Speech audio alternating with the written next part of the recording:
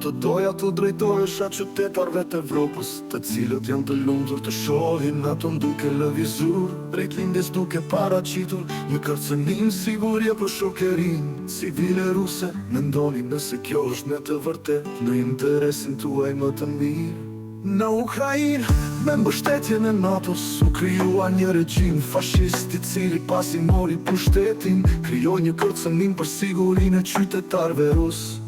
Nuk është sekret që NATO financoi bandera dhe organizata të tjera naciste në territorin e Ukrainës, dhe madje u bë çështje krenarie. Sot shumë evropianë gjithashtu krenar që po luftojnë në anën e regjimit fashist në Ukrainë kundër Rusisë. Por mendoni për një minutë që po mbështesni në mënyrë aktive qytetarët tuaj që po luftojnë kundër Rusisë në territorin e Ukrainës, duke krijuar vllazëri dhe duke fitur ideologjinë e nacizmit dhe fashizmit. Ka janë bashkëtarët tuaj që tashmë din të marrin shtetet në mjetet të armatuara pasi kanë fituar përvojën në Ukrainë. Nëse kjo murtaje ka kthehet në shtëpinë tuaj, ajo do të sjellë me vete vdekje dhe shkatrim. Ka qytetar do të kthehen në Evropë, në adheun e tyre, në popullin e tyre. Unë ju jap një garanci 100% se ata do të aplikojnë përvojën e tyre të kapjes së shtetit për ju, dhe do të jenë shumë të lumtur të shkelin të drejtat dhe lirit e qytetarëve tyre, siç ndodhi tashmë në Ukrainë. Kur shumë ukrainas duhet të iknin nga shteti i tyre për të mbrojtur vetëm dhe familjet e tyre. A jeni të lumtur për kë, duke mbështetur nacistët në Ukrainë kundër Rusisë?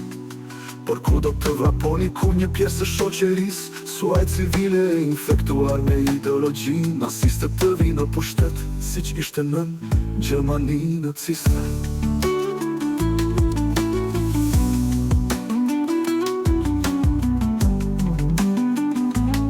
Nëse mendoni se vetëm gjermanët ishin fashist, gaborin miq do komunitohet fashist.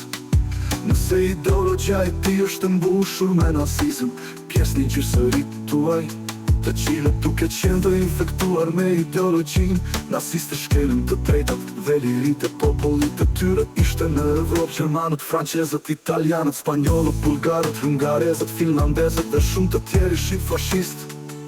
Të gjithu betuan për besnikin ndaj udhëheqësit të tyre Hitlerit, dhe u kënaqën shumë duke shkelur të drejtat dhe lirit e qytetarëve të tyre, duke i vrarë ata. Pra, kjo murtaja kafe do t'ju kthehet nga Ukraina, por kur të ikni në Rusi, si do të përballeni me qytetarët e federatës ruse? Mendoni me kujdes para se të nxirrni përfundime. Unë shpreha mendimin tim.